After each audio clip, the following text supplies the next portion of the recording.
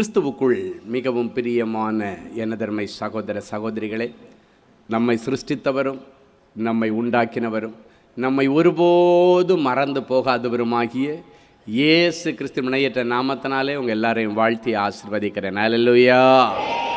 எல்லாரும் சந்தோஷமாக இருக்கீங்களா? இன்னைக்கு ஸ்பெஷல் மெசேஜ், உங்களுக்கு ஸ்பெஷல் பிளெஸ்ஸிங். ஆண்டவர் சொல்லியிருக்காரு, என் பிள்ளைங்க எனக்கு சொத்து அப்படின்னு சொல்லிட்டாரு, அவங்களுக்கு நான் சொத்து அப்படின்ட்டார். ஆமேன். நிறைய பேர் உங்களை மதிக்கலை, என் புருஷன் என்ன மதிக்கலை, என்னுடைய பிள்ளைங்க என்ன மதிக்கலை, என்னுடைய நாத்தனார் என்ன மதிக்கலை, என் மாமியார் மதிக்கலை அப்படின்னெல்லாம் நிறைய பேர் மனக்குமரலோடு வந்திருக்கிறீங்க. அவங்க எல்லாம் என்னை ஒரு அற்பமாக நினைக்கிறாங்க, என்னை கிழுக்கிரியா நினைக்கிறாங்க அப்படின்னு நினைக்கிறீங்க. ஆனால் ஏசாமி சொல்கிறாரு, யார் உங்களை எப்படி நினைக்கிறாங்களோ இல்லை, நீங்கள் எனக்கு பெரிய சொத்து அப்படின்னு ஆண்டவர் சொல்கிறாரு. அல்லேலூயா. இயேசுவாமிக சொத்து செல்வங்களாக கர்த்தர் நம்மை இந்த நாள் செய்தி மூலமாக ஆசீர்வதிக்க விரும்புகிறார். வாசிக்கலாம். உபாகமத்தின் புஸ்தகம் 32ஆம் அதிகாரம் 9, 10 ஆகிய வசனங்கள் வாசிப்போமா? கர்த்தருடைய ஜனமே, கர்த்தருடைய ஜனமே, அவருடைய பங்கு, அவருடைய பங்கு. யாக்கோபு அவருடைய சுதந்திர வீதம், யாக்கோபு அவருடைய சுதந்திர வீதம். பாழான நிலத்திலும், பாழான நிலத்திலும், ஊழையிடுதலுள்ள வெறுமையான அவாந்தர வெளியிலும், வெறுமையான அவாந்தர வெளியிலும் அவர் அவனை கண்டுபிடித்தார். அவர் அவனை கண்டுபிடித்தார். அவனை நடத்தினார், அவனை நடத்தினார். அவனை உணர்த்தினார், அவனை உணர்த்தினார். அவனை தமது கண்மணியைப் போல காத்தருளினார். அவனை தமது கண்மணியைப் போல காத்தருளினார். முதலாவது அவனை கண்டுபிடித்தாராம். இரண்டாவது வேதம் சொல்லுகிறது, அவனை நடத்தினார். ஆண்டவர் கண்டுபிடிச்சிட்டாருன்னா, பார்த்துட்டாருன்னா, அதுக்கு அவனுக்கு லைஃப் செட்டில்மெண்ட் கொடுப்பாருன்னு அர்த்தம். வேதம் சொல்லுகிறது, உபாகமம் 32, 12, 13 இப்படியாய் சொல்லுகிறது. வாசிப்போமா? கர்த்தர் ஒருவரே அவனை வழி நடத்தினார், அந்நிய தேவன் அவரோட இருந்ததில்லை. பூமியில் உள்ள உயர்ந்த ஸ்தானங்களின் மேல் அவனை ஏறி வர பண்ணினார். வயலில் விளையும் பலனை அவனுக்கு புசிக்க கொடுத்தார். கண்மலையில் உள்ள தேனையும் கற்பாறையிலிருந்து வடியும் எண்ணெயையும் அவன் உண்ணும்படி செய்தார். கண்டுபிடிச்ச ஆண்டவர் வார்த்தையை கொடுத்துட்டார். இன்னைக்கு உங்களை கண்டுபிடிச்சு உங்களுக்கு வார்த்தையை கொடுத்துட்டார். அடுத்த ஆண்டவர் என்ன செய்தார் அப்படின்னா, அந்த வார்த்தையை செயல்படுத்துகிறார். ஆண்டவர் வார்த்தை கொடுத்து விட்டு அப்படியே விடுகிறவர் அல்ல, அந்த வார்த்தையை செயல்படுத்துகிறவர். அப்ப செயல்படுத்தும் பொழுது இந்த வசனம் சொல்லுகிறது, கர்த்தர் ஒருவரே அவனை வழி நடத்தினார். அந்நிய தேவன் அவனோடு இருந்ததில்லை. அப்படின்னா அந்த வார்த்தை கொடுத்த ஆண்டவரை மாத்திரம் பிடிச்சுக்கிட்டா. இன்னைக்கு அதை தான் நீங்க பிடிச்சுக்கணும். வரப்பில் பாதி சேத்துல பாதின்னு எல்லாம் இருக்கக்கூடாது. ஆண்டவரை பிடிச்சுக்கணும், அப்படியே இருக்கணும். அந்த வசனம் தான் சொல்றது, கர்த்தர் ஒருவரே அவனை வழி நடத்தினார். அந்நிய தேவன் அவரோடு இருந்ததில்லை. எந்த பக்கமும் வலப்பக்கம் இடப்பக்கம் சாயாம வார்த்தை கொடுத்த ஆண்டவரை மாத்திரம் பிடிச்சிக்கிட்டு அவரை நம்பி அவன் போயிட்டே இருக்கிறான். அப்ப என்ன ஆகுது? பூமியின் உயர்ந்த ஸ்தானங்களின் மேல் அவனை ஏறி வர பண்ணினார். அடுத்த தீர்க்க தரிசனம் உங்களுக்கு வருது. பூமியில் உள்ள உயர்ந்த பதவிகளிலே கர்த்தர் உங்கள் பிள்ளைகளை வைக்க போகிறார். கரங்களை தட்டி ஆண்டவருடைய நாமத்தை மகிமைப்படுத்துங்க. ஹல்லேலூயா. தெருவில் கிடந்தவர்களை தூக்கி கோபுரத்தில் உட்கார வைத்து அழகு பார்க்கிறவர், சிறியவனை புழுதியிலிருந்து எடுத்து எளியவனை குப்பை மேட்டிலிருந்து உயர்த்தி ராஜாக்களோடும் பிரபுக்களோடும் உட்கார வைத்து அழகு பார்க்கிறவர் இன்றைக்கு உன் பிள்ளைகளை உயர்ந்த பதவியில் வைக்க போறார். நிறைய பிள்ளைங்க நினைக்கிறீங்க, எனக்கு குடும்ப பொறுப்பு நிறைய இருக்கு, ஆனால் பொறுப்புகளை நிறைவேற்றக்கூடிய அளவுக்கு எனக்கு வருமானம் இல்லை, எனக்கு சம்பளம் ரொம்ப கம்மியாக இருக்கு. இன்னைக்கு இந்த வார்த்தையை சொல்லும் பொழுது, பூமியில் உள்ள உயர்ந்த ஸ்தானம், ஆமாம், உயர்ந்த ஸ்தானத்தில் உங்கள் பிள்ளைகளை ஏறி வர பண்ணுவார். அப்படியே டப்புன்னு ஏற்றி உட்கார வைப்பார். ஆமேன். என் அன்பு தேவனுடைய பிள்ளைகளை தூக்கி ஆண்டவர் அப்படியே அழகாக உட்கார வைக்கிறார். வச்சுட்டு வயலில் விளையும் பலனையும் அவனுக்கு புசிக்க கொடுத்தாரு. கண்மலையில் உள்ள தேன் கற்பாறையிலிருந்து வடியும் எண்ணெய் அவனை உண்ணும்படி செய்தார். அப்படின்னா உயர்ந்த ஸ்தானத்தில் வச்சுட்டு இனி உங்களுக்கு சாப்பாட்டுக்கோ துணிமணிக்கோ ஒரு குறையும் ஆண்டவர் வைக்க மாட்டார். நல்ல ஆகாரம் புசிச்சு, இந்த வசனம் சொல்லுகிறது, அழகா சொல்லப்பட வயலில் விளையும் பலன், அது மாத்திரம் இல்லை, கண்மலையிலிருந்து வடிகிற தேன், கற்பாறையிலிருந்து வடிகிற எண்ணெய், எல்லாத்துலேயும் டாப் வெரைட்டியை தான் ஆண்டவர் கொடுக்குறார். டாப்பான ஸ்தானத்தில் வச்சு டாப்பாக அவங்க பிள்ளைகளுடைய லைஃப் எல்லாம் செட்டில் பண்ணி, வேலை இல்லாத பிள்ளைகளுக்கு நல்ல வேலை ஆண்டவர் நல்ல இடத்துல கொடுக்க போகிறார். ப்ரமோஷனுக்காக காத்திருக்கிற பிள்ளைகளுக்கு ஆண்டவர் உயர்ந்த ப்ரமோஷனை கொடுக்க போகிறார். வீட்டு பக்கத்தில் டிரான்ஸ்ஃபர் கேட்டுட்டு இருக்கிற பிள்ளைகளுக்கு ஆண்டவர் வசதி எல்லாம் செய்து தர போகிறார். என் அன்பு தேவனுடைய பிள்ளைகளுக்கு என்ன, ஆண்டவருடைய வார்த்தையை நீங்கள் பிடிச்சிட்டு போனீங்கன்னா அந்த வார்த்தை அப்படியே நடக்கும். அதே ஆதியாகமம் 30:43 சொல்லுகிறது, இவ்விதமாய் அந்த புருஷன் மிகவும் விருத்தி அடைந்து திரளான ஆடுகளும் வேலைக்காரிகளும் வேலைக்காரரும் ஒட்டகமும் கழுதையும் வெள்ளியும் பொன்னும் உடையவனாயிருந்தானாம். அவனுக்கு தேவையானது எல்லாத்தையும் ஆண்டவர் கொடுத்து அவனை நாளுக்கு நாள் விருத்தி. இன்னைக்கு வரைக்கும் நாளுக்கு நாள் நீங்கள் பின்தங்கி போயிருக்கலாம். சிலர் சொல்லுவாங்க, நாளுக்கு நாள் பின்னால் போயிட்டே இருக்கேன் பிரதர், முன்னேறி போகலான்னு பார்த்தா என்னால் முடியலை, ஒரு அடி எடுத்து வச்சா 4 அடி சறுக்குது. எல்லாத்துக்கும் இன்னைக்கு ஃபுல் ஸ்டாப் வச்சு இன்னைக்கு பிறகு நீங்கள் செய்வதெல்லாம் வாய்க்கும். ஹல்லேலூயா. நாளுக்கு நாள் விருத்தி அடைச்சு அதுக்கப்புறம் ஆண்டவர் அவனுக்குள்ள நல்ல பொறுப்பை கொடுக்குறாரு. இன்னைக்கு ஆண்டவர் சொல்கிறாரு, உங்கள் பிள்ளைகளை நல்லா வளர வச்சு பொறுப்பில்லாத இருந்த பிள்ளைகளுக்கு இனி குடும்ப பொறுப்பு ஆண்டவர் கொடுக்க போகிறார். குடும்பத்துக்கு எந்த கடுகளவு பிரயோஜனம் இல்லாமல் இருக்கிற உங்கள் பிள்ளைகள் இனி குடும்பத்திற்கு பிரயோஜனம் உள்ளவர்களாய் மாறுவார்கள். ஹல்லேலூயா. இவ்வளவு நாளும் சிலர் சொல்லுவாங்க, அவன் வேலை செய்கிறான், சம்பாதிக்கிறான், ஊருக்கெல்லாம் கொடுக்குறான், வீட்டுக்கு எங்கேயுமே கொடுக்க மாட்டேன்றான், வீட்டுக்கு பொறுப்பாக நடந்துக்க மாட்டேன்றான், வீட்டுக்கு பொருள் வாங்கி போடுறதில்ல, எல்லாம் ஃப்ரெண்டுங்க கூட கொண்டு போய் தண்ணி அடித்து காலி பண்ணி சினிமாவுக்கு பார்த்து அப்படி அங்கேயும் போய் டான்ஸ் ஆடி கூத்தாடி எல்லாத்தையும் போட்டு உடைச்சிக்கிட்டு இருக்கிறான், ஒரு பைசா எங்களுக்கு வீட்டுக்கு அவன் பிரயோஜனமே இல்லைன்னு சொல்கிறீங்களா? இன்றைக்கு மாற்றா. இது அடுத்த தீர்க்க தரிசனம். ஊருக்கெல்லாம் செலவு பண்ணிட்டு இருக்கிற பிள்ளை குடும்பத்தை கவனிக்கல, குடும்ப பொறுப்பு கிடையாது. சில தாய்மார்கள் வந்து அழுவார்கள், என் மருமகளை பார்க்கும்போது எனக்கு ரொம்ப பாவமாக இருக்குது. என்னம்மான்னு கேட்டால் சொல்லுவாங்க, என் மகன் என் மருமகளை கண்டுக்கிறதே இல்லை, ஒரு பைசா கொடுக்க மாட்டேன்றான், பாவம் அவன் ரொம்ப கஷ்டப்படுறா, பிள்ளைகளை வச்சுட்டு கஷ்டப்படுறா. நிறைய தாய்மார்கள் வந்து அழுகிறதை நான் பார்த்திருக்கிறேன். அப்படிப்பட்ட தாய்மாருடைய அலறலுக்கு இன்றைக்கு ஆண்டவர் பதில் கொடுக்கிறார். இங்கே பாருங்கள், அடுத்து ஒரு வசனத்தை வாசிக்கிறேன். ஆதியாகமம் 30:30, நான் வரும் முன்னே உமக்கு இருந்தது கொஞ்சம், நான் வந்தபின் கர்த்தர் உம்மை ஆசீர்வதித்ததினால் அது மிகவும் பெருகி இருக்கிறது, இனி நான் என் குடும்பத்திற்கு சம்பாத்தியம் பண்ணுவது எப்பொழுது? இனி நான் என் குடும்பத்திற்கு சம்பாத்தியம் பண்ணுவது எப்பொழுது என்றான். ஒரு ஸ்டேஜ் வரைக்கும் விட்டுக்கிட்டே இருந்தான். அதுக்கப்புறம் அவனுக்கு குடும்ப பொறுப்பு வருகிறது. இன்னைக்கு குடும்ப பொறுப்பு இல்லாமல் இருக்கிற புருஷனுக்கு குடும்ப பொறுப்பை கொடுக்குறார். குடும்ப பொறுப்பு இல்லாமல் இருக்கிற பிள்ளைகளுக்கு குடும்ப பொறுப்பை கொடுக்குறார். ஏனோ தானோன்னு விளையாட்டுத்தனமாக இருந்த நாட்களுக்கு முடிவு. இவன் அப்படி தான் இருந்தான். கல்யாணம் பண்ணிட்டு முதல் 7 வருஷம் ஒரு மனைவிக்காக உழைத்தான், 2வது திருப்பி 7 வருஷம் ஒரு மனைவிக்காக உழைக்கிறான். அதுக்கப்புறம் உணர்வு வருகிறது, ஏதோ வேலை செய்தான், சாப்பிட்டோம், குடும்பம் நடத்தினேன்னா நாளைக்கு நான் எப்படி லைஃப் செட்டில் ஆகிறது? உணர்வு. இன்னைக்கு உணர்வற்ற பிள்ளைகளுக்கு ஆண்டவர் உணர்வை கொடுக்கிறார். அது அந்தந்த நேரத்தில் நடக்கணுங்க. அந்த டைம் தாண்டிடுச்சுன்னா, எனக்கு ரொம்ப பிடிச்ச ஒரு வசனம் இருக்குன்னா, ஏசாயால தான் இருக்குது அந்த வசனம், திராட்சை குலையில் திராட்சை ரசம் இருக்கும் பொழுது அதை அழிக்காதே, அதிலே ஆசீர்வாதம் உண்டு என்பதை அறிந்து என் ஊழியக்காரன் நிமித்தம் நான் அதை அழிக்காதபடி செய்வேன். இன்னைக்கு இந்த ஊழியக்காரன் நிமித்தமாக உங்கள் பிள்ளைகளுடைய திராட்சை குலையில் இருக்கிற திராட்சை ரசம் அழிவதற்கு முன்பாக பிள்ளைகளுடைய வாழ்க்கையை அவர்கள் சந்தோஷமாக எடுத்துக்கொள்ள கழிக்க தடைகளை உடைச்சி ஜபிக்கிறேன். இவன் 14 வருஷத்துக்கு பிறகுதான், இதுக்கு மேலே என் குடும்பத்துக்கு நான் சம்பாத்தியம் பண்ணுவது எப்பொழுது? அந்த டைமில் அதெல்லாம் சம்பாதிக்கணும். அந்த டைமில் குடும்ப வாழ்க்கைக்கு உங்களை ஒப்பு கொடுக்கணும். சில பிள்ளைங்க எல்லாம் சொல்லுவாங்க, எனக்கு இன்னும் 3 வருஷம் கழித்து பார்க்கலாம், 4 வருஷம் கழித்து பார்க்கலாம். திராட்சை குலையில் திராட்சை ரசம் இருக்கும்போது அதை அழிச்சிடக்கூடாது. ஆண்டவர் சொல்கிறார், அதுதான் ரொம்ப முக்கியம். ஒரு பழம் கரெக்டாக பக்குவமாக இருக்கிறதுக்கு முன்னால் சாப்பிட்டா புளிக்கும், பின்னால் சாப்பிட்டாச்சுன்னா கசக்கும். ஆனால் அந்த சரியான நேரம், அதான் அவன் சொல்கிறான், இனி என் குடும்பத்திற்காக நான் சம்பாத்தியம் பண்ணுகிற காலம், என் குடும்பத்துக்காக நான் வாழ வேண்டிய காலம், நீ வாழ வேண்டிய நேரம் வந்திருக்கிறது, வாழ்ந்திருக்க செய்வாராக என்று உங்களை நான் வாழ்த்துகிறேன்.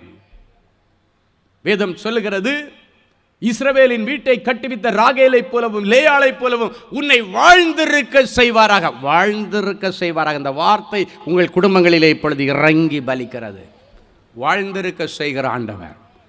நம்முடைய சுய எண்ணத்தின்படி நாளைக்கு பார்க்கலாம், நாளை கழித்து பார்க்கலாம், 4 நாள் கழித்து பார்க்கலான்னு நீ 4 நாள் கழித்து பார்க்கும்போது அந்த ரசம் கெட்டு போய்விடும். சில நேரங்களிலே என் அன்பு தேவனுடைய பிள்ளைகளை ஆண்டவர் நியமித்திருக்கிற நேரம் சொல்றான், இது நான் குடும்பத்திற்காக இனி சம்பாத்தியம் பண்ணுகிற காலம். இந்த மாமனிடத்தில் சொல்கிறான், இவ்வளோ நாளாக நான் பண்ண வேலை செய்தாச்சு, உனக்கு அடிமையாக இருந்தாச்சு, இதுக்கு மேலே எனக்குன்னு குடும்பம்னு ஒன்று இருக்குது, இந்த குடும்பத்திற்காக நான் சம்பாத்தியம் பண்ண வேண்டும். என் அன்பு தேவனுடைய பிள்ளைகளே, அதன் பிறகு அவனுடைய வாழ்க்கையில் அதுக்கப்புறம் தான் 4 காசு சேர்க்குறான். இது வரைக்கும் 4 காசு சேர்க்காத பிள்ளைங்க அடுத்த தீர்க்க தரிசனம் சொல்கிறாரு, என்னை 4 காசு சேமிக்க, மிச்சம் பிடிக்க, உன் சந்ததிக்காக சேர்க்க கர்த்தர் உதவி செய்வார். பிள்ளைங்க வந்தாச்சுனாலே பொறுப்பு வந்துடணும்னு அர்த்தம். கல்யாணம் பண்ணும்போதே சொல்லுவாங்க, எப்பா உன்னை நம்பி ஒரு பொண்ணு வந்துருச்சு, இதுக்கு மேலே நீ ஏனோ தானோன்னு இருக்கக்கூடாது, பொறுப்பாக இருந்துக்கோன்னு சொல்லுவாங்க. ஆனால் வேதத்தில் ஒருத்தி கன்சீவ் ஆன உடனே கல்யாணம் பண்ணி கன்சீவ் ஆன உடனே அதோட பொறுப்பு வந்துடுமா. ஒரு வசனம் ரொம்ப அழகாக சொல்லப்பட்டிருக்கிறது. சங்கீதம் 17:14 ஒரு தாயினுடைய வயிற்றை ஆண்டவர் பரலோகத்தின் திரவியத்தினால நிரப்பும் பொழுது அவள் புத்திர பாக்கியத்தினால திருப்தி அடைந்து மீந்ததை பிள்ளைக்காக சேமிப்பாள். அப்படின்னா நீ குடும்பஸ்தன் ஆயாச்சு அப்படின்னாலே உனக்கு பொறுப்புறனை இவன் சொல்லுகிறான், என் குடும்பத்திற்கு நான் சம்பாத்தியம் பண்ண வேண்டும். சம்பாத்தியம் அது ரொம்ப முக்கியம். ஆண்டவர் அதை பதிவு செய்து வைத்திருக்கிறார். அதான் சொன்னேன், இன்னைக்கு குடும்பம் சம்பந்தப்பட்ட ஒரு பெரிய ஆசீர்வாதத்தின் நாள் உங்களுக்கு. அதுதான் தடப்படாதபடிக்கு கர்த்தர் உங்களை இங்கே வச்சிருக்கிறார். அல்லேலூயா. என் அன்பு தேவனுடைய பிள்ளைகளே, இன்னைக்கு ஆண்டவர் உங்களை பார்த்து சொல்றாரு, அந்த ரைட் டைமில் அதை நீங்கள் எடுக்கணும். அந்தந்த டைமில் அதை நீங்கள் பெற்றுக்கொள்ள வேண்டும். ஆண்டவர் கொடுக்கும் பொழுது உதாசீனப்படுத்தக்கூடாது. அன்றைக்கு ஏசா உதாசீனப்படுத்த கடைசி தேடும் பொழுது பெற்றுக்கொள்ள முடியவில்லை. ஆனால் யாக்கோபோ அதை விரும்பி வாங்கினார். இன்றைக்கு நீங்கள் யாக்கோபாக விரும்பி பெற்றுக்கொள்கிறவர்களாக இருக்க வேண்டும். உதாசீனம் இருக்கவே கூடாது ஆண்டவருடைய பிள்ளைகளுக்கு. என் அன்பு தேவனுடைய பிள்ளைகளே, உங்களுக்குள்ளே விசுவாசம் பெருக வேண்டும். உங்களுக்குள்ள இருக்கிற விசுவாசம் ஆண்டவர் மேல் இருக்க வேண்டும்.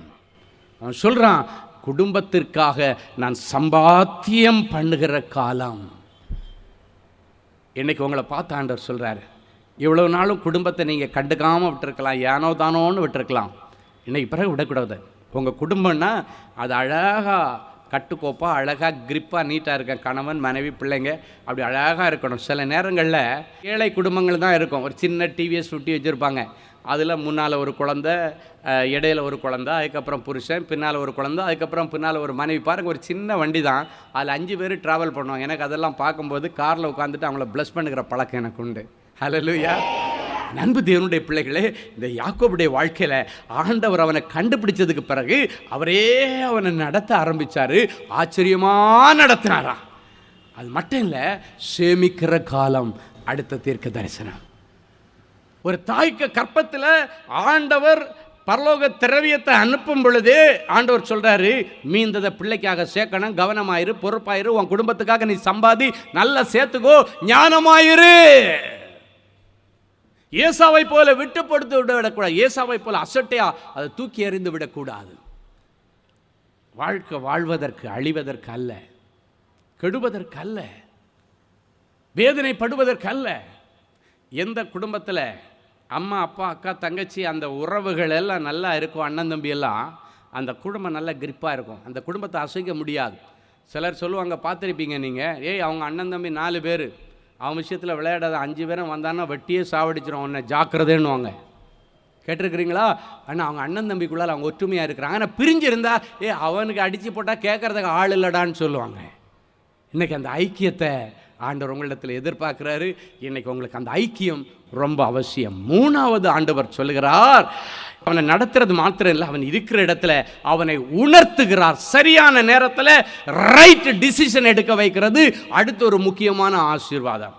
முதலாவது அவனை கண்டுபிடித்தார், 2வது அவனை நடத்தினார், 3வது அவனை உணர்த்தினார் என்று அந்த வசனம் சொல்லுகிறது.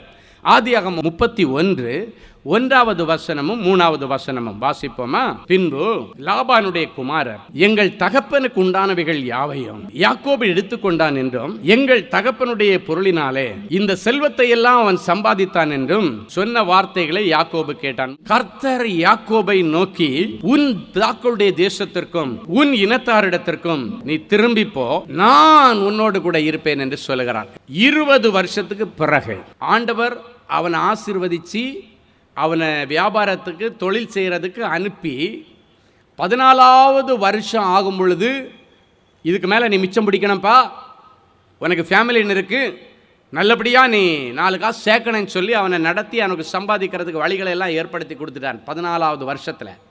20வது வருஷம் ஆகும் பொழுது ஆண்டவர் அவனை பிளஸ் பண்ணி அனுப்பி 20வது வருஷம் ஆகும் பொழுது அவன் வேலை செய்கிற இடத்துல மாமனுக்கும் மருமகனுக்கும் இடையில உள்ள ஒரு சின்ன மிஸ் அண்டர்ஸ்டாண்டிங் வருது. என்னென்னா, இப்போ அவங்க மாமனுடைய பிள்ளைங்க எல்லாம் வளர்ந்துட்டாங்க. கேள்வி கேட்குறாங்க.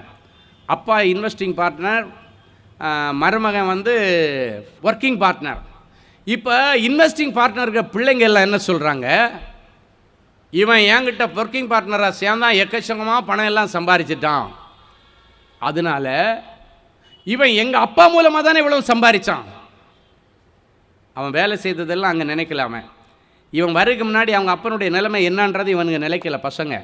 அவன் சொல்கிறாங்க, எங்கள் அப்பாவால் தானே இவன் இவ்வளவு சம்பாதிச்சான். சொல்லப்பட்டிருக்கிறது, லாபானுடைய குமாரர் எங்கள் தகப்பனுக்கு உண்டானவைகள் யாவையும் யாக்கோபு எடுத்துக்கொண்டான் என்றும் எங்கள் தகப்பனுடைய பொருளினாலே இந்த செல்வத்தை சம்பாதிச்சான். அப்படின்னா எங்கள் அப்பா இன்வெஸ்ட் பண்ணதுனால இவன் சம்பாதிச்சான்.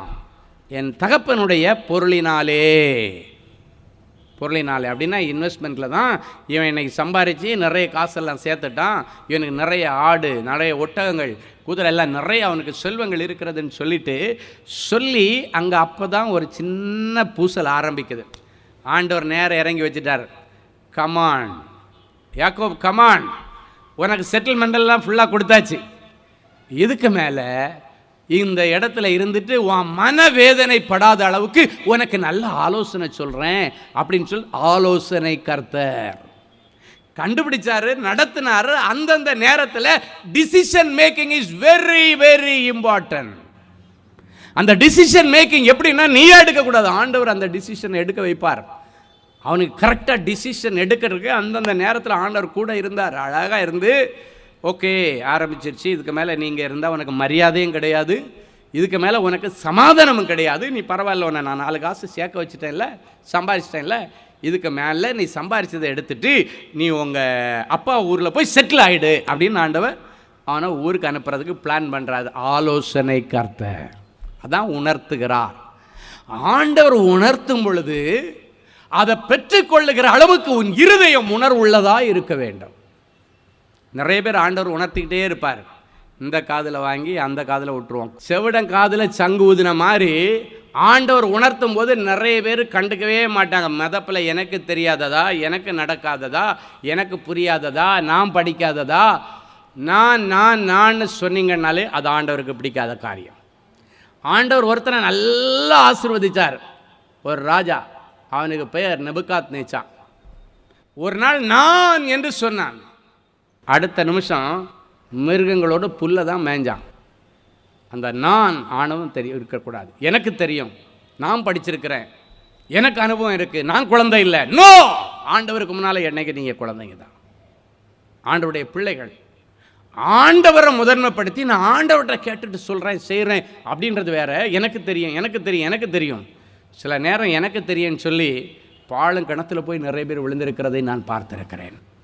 இன்றைக்கி ஆண்டவருடைய பிள்ளைகளுக்கு ஆண்டவர் இந்த யாக்கோபு மூலம் சரியாக சொல்கிறார். அவர் சொல்கிறார், சொன்ன உடனே எஸ் லார்ட் அப்படின்னு கேட்டான். அதான் உணர்த்துகிறவர். அவனை உணர்த்தினார். உணர்த்தின உடனே அதை அவர் ரிசீவ் பண்ணிக்கிறான், எடுத்துக்கிறான். எஸ் ஆண்டவரே, நீங்கள் சொல்கிறபடி நான் இன்னைக்கு கிளம்புறேன், இதுக்கு மேலே நான் இருக்கல ஆண்டவரேன்னு சொல்லிட்டு தன்னுடைய மனைவி பிள்ளைகளை எல்லாம் கூப்பிட்டுட்டு ஆண்டவர் சொன்னது போல் ஊரில் போய் நல்ல ஒரு வீடை கட்டிட்டு செட்டில் ஆகிட்டான். ஆதியாகமம் 33:17 வாசிங்க பார்க்கலாம். யாக்கோபு சிக்கோத்துக்கு பிரயாணம் பண்ணி தனக்கு ஒரு வீடு கட்டி தன் மிருக ஜீவன்களுக்கு கொட்டாரங்களை போட்டான். அதனாலே அந்த ஸ்தலத்திற்கு சுக்கோத் என்று பெயரிட்டான். ஆண்டவர் சில நேரங்களில் இந்த டிசிஷன் எடுத்து, நீ இப்படி போ, இங்கே செய், இந்த நேரத்தில் நீ மேரேஜ் பண்ணிக்கோ, இந்த நேரத்தில் நீ இந்த வேலைக்கு போ, இந்த ஊருக்கு போ, இங்கே போன்னு சொல்லி ஆண்டவர் சொல்லும்போது அதை எடுத்துட்டிங்கன்னா லைஃப் நல்லா செட்டில் ஆகும். இல்லைன்னா நீங்கள் எதிர் நீச்சல் போட்டு தான் சில காரியங்களை நீங்கள் அதுக்கப்புறம் போராட தான் வேணும். ஆனால் இந்த ஏசா கடைசியாக போராடி அவனுக்கு கிடைக்கல. அப்படிப்பட்ட நிலைமை நமக்கு வந்துடக்கூடாது. இந்த யாக்கோபுடைய சக்ஸஸுக்கு காரணம் என்ன தெரியுமா? ஆண்டவரை மாத்திரம் சார்ந்து ஆண்டவர் உணர்த்தும் பொழுது அதை எடுத்துக்கிற மனப்பக்குவம். வேதம் சொல்லுகிறது, இஸ்ரவேல் தன் ஆலோசனையினாலே விழுந்து போனானா. சில நேரங்களில் நம்ம ஆலோசனையின்படி நம்ம நடக்கும் பொழுது விழுந்துருவோமா. நீ விழக்கூடியவன் அல்ல, விழக்கூடாது, எழும்பி ஓடிக்கிட்டே இருக்கணும். ஆண்டவருடைய பிள்ளை அவன் விழுந்துடக்கூடாது, நீ ஓடிக்கிட்டே இருக்கணும். நீ விழுந்தியன்னா திருப்பி எழும்பி ஓடுறதுக்கு ரொம்ப டைம் ஆகும், நிறைய வருஷங்கள் ஆகும், நிறைய காலங்கள் ஆகும். அதுக்குள்ளால உன் கூட ஓடுறவங்க எல்லாம் முந்தி போயிட்டே இருப்பாங்க. விழாத அளவுக்கு உன்னை காத்துக்கொள் என்று ஆண்டவர் சொல்லுகிறார். தொழிலிலே இருந்தாலும், ஊழியத்திலே இருந்தாலும் சரி, ஆவிக்குரிய வாழ்க்கையில் இருந்தாலும் சரி, எந்த வேலை செய்கிற இடத்துலையும் சரி, விழாதபடிக்கு தொய்வில்லாமல் போயிட்டு இருந்தீங்கன்னா அப்படியே போயிட்டே இருக்கலாம். உலகத்திலே ஆண்டவர் நம்மை ஓட்ட பந்தயத்தில் ஓட விட்டுருக்கார். நம்ம போய் திருப்பி ரீச் ஆகணும். அங்கேருந்தா கிளம்பி வந்தோம், அங்கே போய் ரீச் ஆகணும். அப்போ ரன்னிங் ரேஸில் விழுந்தா அவன் திரும்பி எழும்பி நிதானித்து ஓடுறதுக்கு ரொம்ப டைம் ஆகும். அது மட்டும் இல்லை, விழும் பொழுது வருகிற காயங்கள் அவனை அடுத்து ஓட விடாது. ரொம்ப கவனம். உணர்த்துகிற ஆண்டவரை பற்றி பேசிகிட்டு இருக்கிறார் ஆண்டவர். நீ விழும் பொழுது கண்டிப்பாக காயம் வரும், ஸ்ராய்ப்பாவது வரும். அதை ஆற்றி எடுத்து தெளிஞ்சு திருப்பி ஓடணுன்னா ரொம்ப கஷ்டம். எனவே காயப்படாத அளவுக்கு தேவனுடைய பிள்ளைகள் ஆண்டவர் உணர்த்துகிற நேரத்தில் கணர்ட்டாக உணர்வடைஞ்சு, எஸ் லார்ட், இதோ உம்முடைய அடிமை, உம்முடைய வார்த்தையின்படி எனக்கு ஆகட்டும்னு உடனடி அதை ரிசீவ் பண்ணிவிட்டு ஓடிக்கிட்டே இருந்தீங்கன்னா ஆண்டவர் அப்படியே புஷ் பண்ணிகிட்டு இருப்பார். ஹல்லேலூயா. எல்லாரும் எப்பொழுது ஒரு நிமிடம் எழும்பி நின்று மாறாத ஆண்டவரை ஒரு நிமிடம் நினைத்து பார்த்து நாம் ஆண்டவரை ஸ்தோத்திரம் பண்ணுவோமாக. காலங்கள் மாறினாலும், சூழ்நிலைகள் மாறினாலும், மாறாத எங்கள் நல்ல ஆண்டவரே, உமக்கு கோடி ஸ்தோத்திரங்களப்பா. என் பிள்ளைகளை கண்டுபிடித்து அதன் பிறகு அவர்களை நடத்தின ஆண்டவர், இனி இவர்களை நடத்தி நல்ல நீரூற்றண்டையிலே கொண்டு போய் விடுவீராக. எப்படி யாக்கோபை நடத்தி நீரூற்றண்டையிலே கொண்டு போய் விட்டீரோ அதே போல இவர்கள் ஒவ்வொருவருக்கும் நல்ல நீரூற்றுகளை திறந்து விடுவீராக. சொந்தமாய் தொழில் செய்கிற பிள்ளைகள் அநேகம் பேர் தொழிலிலே நஷ்டம் அடைந்து கடன் பிரச்சனையில சிக்கி தொழில் ஸ்தாபனத்தை மூடி, இல்லாவிட்டால் தொழில் ஸ்தாபனத்திற்கு போவதற்கு மனசில் விருப்பம் இல்லாமல் அநேக பிள்ளைகள் அழுது கொண்டிருக்கிறது. இப்பொழுது ஆவியிலே பார்க்கிறேன். இயேசுவின் நாமத்தினாலே இன்றைக்கு ஒரு அற்புதம் நடக்கட்டும். மூடப்பட்ட தொழில் கூடங்கள் இன்றைக்கு திறக்கப்படுவதாக என்று நான் ஜெபிக்கிறேன்.